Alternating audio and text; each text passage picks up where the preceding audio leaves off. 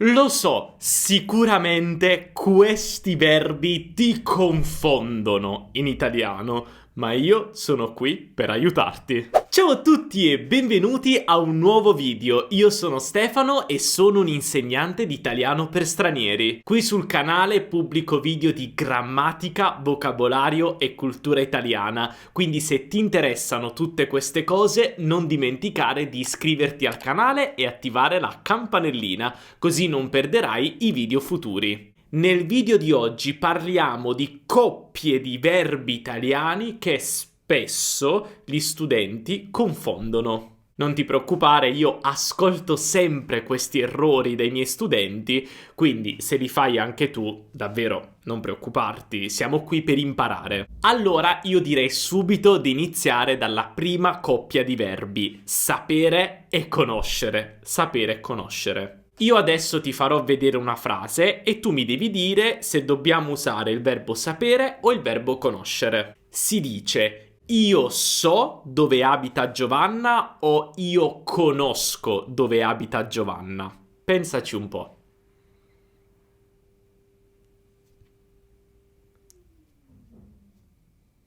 Beh, la risposta corretta è so, dobbiamo usare il verbo sapere. Io so dove abita Giovanna. Beh, se hai risposto in modo sbagliato, non preoccuparti perché adesso ti spiego la differenza tra sapere e conoscere. Se invece hai risposto correttamente, perché hai risposto correttamente? Sai la risposta o è stata fortuna? Beh, vediamolo con la spiegazione. In generale, in italiano usiamo il verbo sapere quando vogliamo esprimere l'idea di sapere un fatto, sapere qualcosa in generale. Quindi essere a conoscenza di una cosa, un'informazione generale. Per esempio, hai saputo l'ultima notizia? Sara si sposa. Beh, il fatto che Sara si sposi è un'informazione generale. E quando per esempio vogliamo dire che sappiamo qualcosa oppure no, quindi che siamo a conoscenza di quell'informazione oppure no, diciamo lo so oppure non lo so. Nel caso di prima, sapere l'indirizzo di casa di Giovanni è un'informazione generale, non è qualcosa che devi studiare. Quindi ecco perché usiamo sapere. Ma attenzione, perché usiamo sapere anche per descrivere il fatto che noi siamo in grado di fare qualcosa, abbiamo un'abilità. Per esempio, so suonare il pianoforte, quindi il verbo sapere più l'infinito, suonare. So suonare il pianoforte. O anche so parlare l'italiano. So parlare l'italiano. È un'abilità, una cosa che ho sviluppato col tempo. Conoscere, invece, indica una conoscenza più approfondita di qualcosa,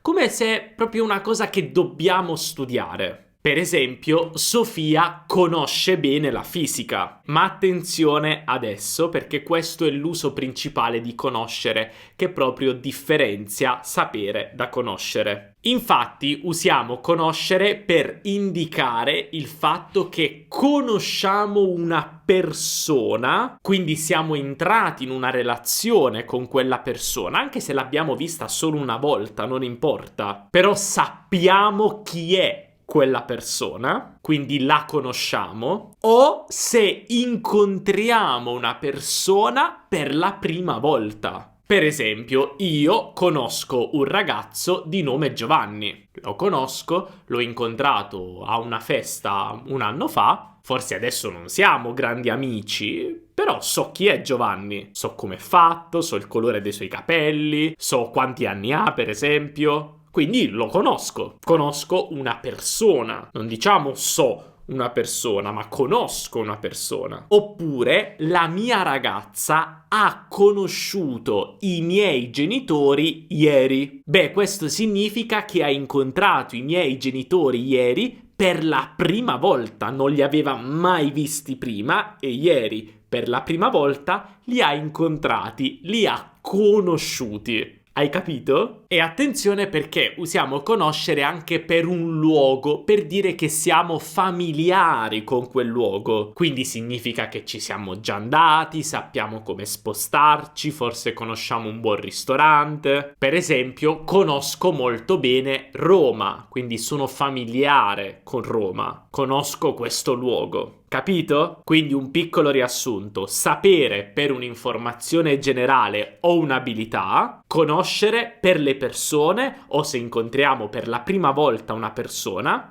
e per i luoghi. Possiamo riassumere dicendo che sapere è una conoscenza un po' più superficiale, invece conoscere è una conoscenza più approfondita. Ma ora andiamo avanti con un'altra coppia di verbi che fa sempre venire il mal di testa a voi studenti: parlare e dire. Però prima di andare avanti voglio dirti che abbiamo preparato un bel regalo per te. Infatti, dato che questi verbi creano molta confusione, abbiamo creato un bellissimo PDF con una tabella riassuntiva di tutti questi verbi. Quindi il verbo, il significato, la coniugazione al presente e anche alcuni esempi. Ma non finisce qui, perché qual è il modo migliore per ricordare queste differenze e questo argomento? Beh, ovviamente facendo pratica con degli esercizi. E quindi in questo PDF troverai anche tanti bellissimi esercizi che ti aiuteranno a capire ancora meglio come funzionano questi verbi. Qui per esempio devi scegliere tra le coppie di verbi, qui devi andare a coniugare i verbi al presente, qui scegliere tra parlare e dire, insomma, tanti belli esercizi, ce ne sono 7, e poi troverai anche qui le soluzioni, così che effettivamente puoi fare un'autovalutazione e correggere quello che hai fatto. Quindi puoi scaricare questo bellissimo PDF cliccando sul link qui sotto in descrizione o anche sul primo commento, inserisci il tuo nome, la tua email e ti manderemo questo PDF che ti aiuterà tantissimo. Fantastico, adesso andiamo avanti con parlare e dire. Come sempre voglio iniziare con un piccolo quiz per te. Vediamo questa frase: Lucia ha parlato o ha detto che non può venire. Ha parlato o ha detto? Qual è la forma corretta? Ti do qualche secondo per pensarci.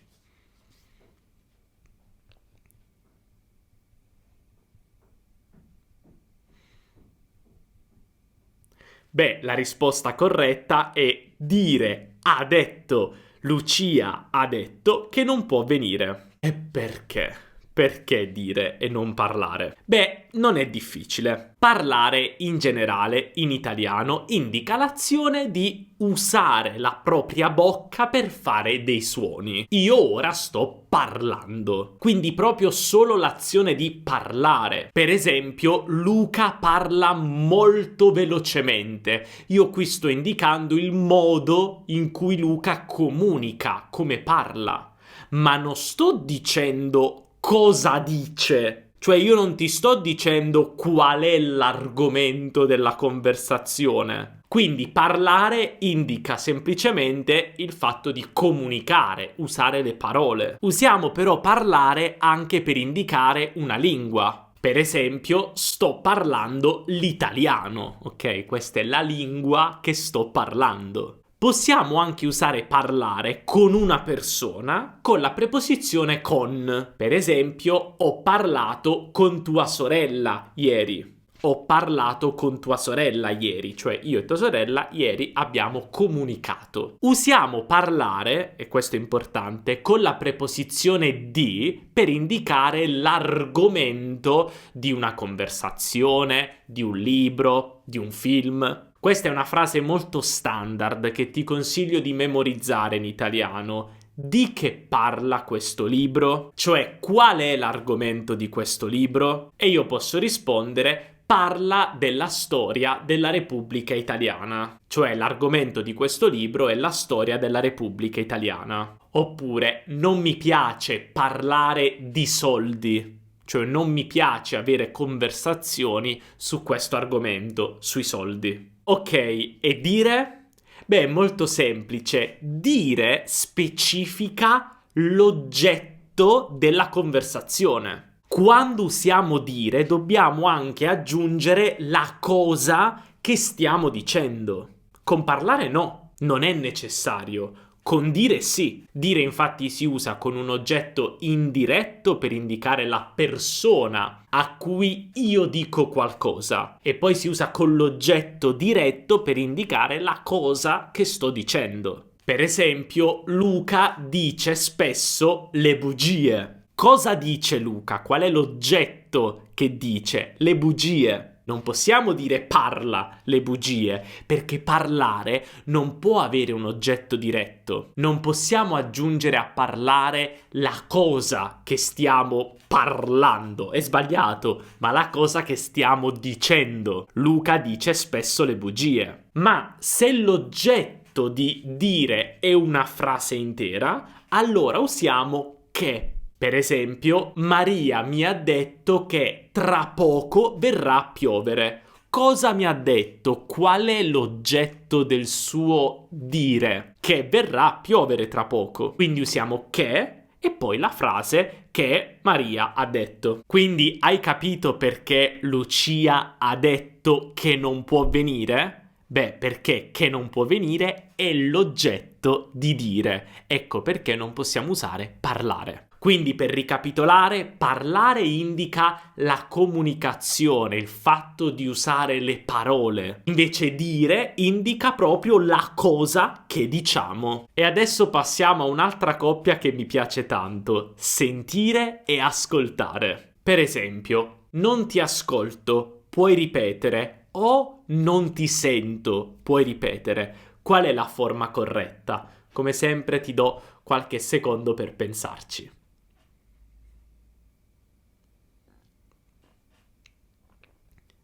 Beh, la forma corretta è sentire. Non ti sento, puoi ripetere? Questa è molto semplice. In italiano usiamo il verbo sentire semplicemente per indicare il fatto che percepiamo dei suoni con le nostre orecchie. Quindi sentire è un'azione passiva. Io dico sempre di ricordarti questo verbo con la frase io sento un rumore. Quindi se per esempio sento da lontano un rumore, non è che io mi sto concentrando per sentire quel rumore, è una cosa che il mio cervello, le mie orecchie percepiscono in automatico. Quindi sentire significa semplicemente percepire dei suoni in modo passivo. Quindi ecco perché non ti sento, puoi ripetere, perché proprio non riesco a sentire il suono della tua voce, forse perché intorno a me c'è confusione, c'è rumore. Ascoltare, invece, è un sentire in modo attivo, cioè io attivamente mi sto concentrando per ascoltare qualcuno o qualcosa. Per esempio, ti piace ascoltare la musica? Perché io scelgo attivamente di prendere il mio telefono, andare su Spotify, su Apple Music e ascoltare una canzone. Ascolto anche le parole, ascolto il suono. È una scelta che io ho fatto attivamente. Come decido, per esempio, di ascoltare te quando stiamo parlando, quando stiamo facendo una conversazione. Hai capito la differenza? E ora passiamo a vedere e guardare. Per esempio, non posso vedere o non posso guardare perché non ho gli occhiali. Qual è la forma corretta? Ti do qualche secondo.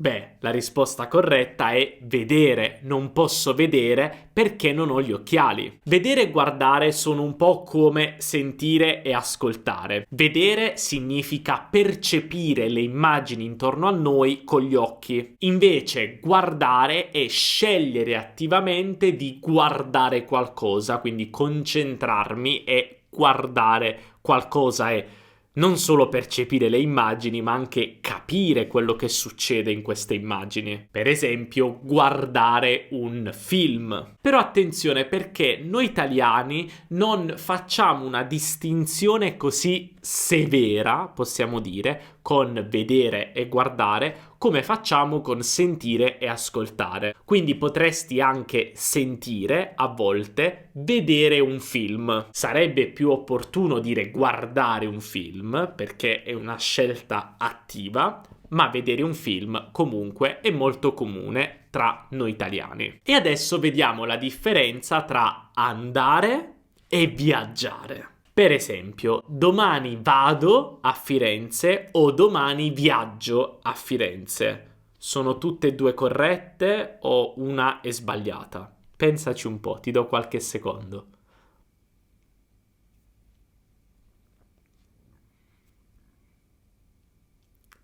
Beh, queste due frasi sono tutte e due No, non è vero. Solo una è corretta. Domani vado a Firenze. Volevo vedere se stavi attento. Non possiamo usare il verbo viaggiare. Perché? Perché il verbo viaggiare indica l'azione di andare via dal proprio paese con la valigia, prendere un treno, un aereo, andare in vacanza, forse fare un viaggio di lavoro, quindi spostarsi. Quindi viaggiare indica proprio l'azione di viaggiare, fare un viaggio, ma non indica mai la destinazione. Noi non possiamo dire viaggiare in un posto, viaggiare a una città. È sbagliato. Questo perché viaggiare indica l'azione di viaggiare, ma non la destinazione. Quindi ecco perché dobbiamo dire domani vado a Firenze, perché anche se questo è un viaggio a Firenze, e va benissimo, noi non possiamo dire viaggio a, è proprio sbagliato grammaticalmente, perché viaggiare non può avere una destinazione. Quindi ecco perché domani vado a Firenze. Posso dire che viaggio spesso in aereo, quindi descrivo come viaggio. Oppure Luca viaggia per lavoro, indico il motivo per cui Luca viaggia, ma non la destinazione. Questo è molto importante. E ora finiamo con portare e prendere. Questi mi piacciono tanto. E ti darò anche un trucco per ricordarli. Ma come sempre, prima vediamo la frase. Devo portare i bambini dal dottore o devo prendere i bambini dal dottore? Ti do qualche secondo per pensarci.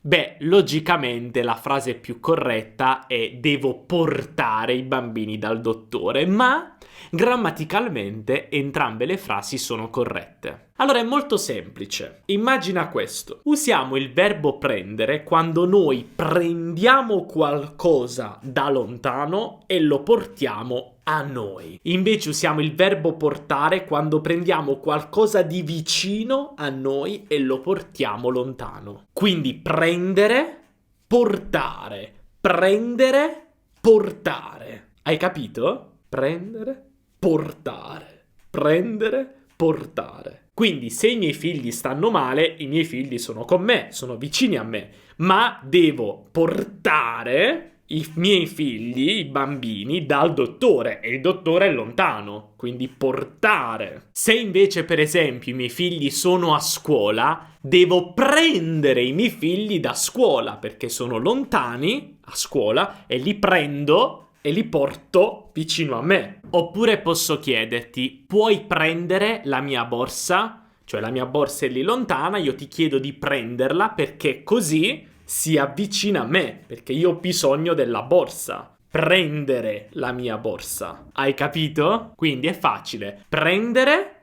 portare. Per esempio, tu prendi la mia borsa e tu mi porti la borsa, perché prendi la borsa e poi porti la borsa a me e quindi c'è proprio un passaggio da te a me. Hai capito come funziona? Quindi ricorda, la regola è questa: prendere lontano vicino a me, portare vicino, lontano. Ok, adesso è arrivato il momento di fare degli esercizi, perché così puoi finalmente mettere in pratica tutto quello che abbiamo imparato. E forse, dato che questo argomento è un po' più particolare, l'esercizio 7, proprio su prendere e portare, ti aiuterà tantissimo. Ricorda? L'esercizio con le mani, che aiuta. Quindi scarica questo PDF cliccando sul link in descrizione o sul primo commento e ti invieremo il PDF. E se il video ti è piaciuto e ti ha aiutato a imparare nuove cose in italiano, non dimenticare di lasciare un bel mi piace, perché questo ci aiuta tantissimo a far crescere il canale. E non dimenticare anche di iscriverti al canale e attivare la campanellina per non perdere nessun video futuro. Noi ci vediamo nella prossima lezione. Un abbraccio dall'Italia. Ciao!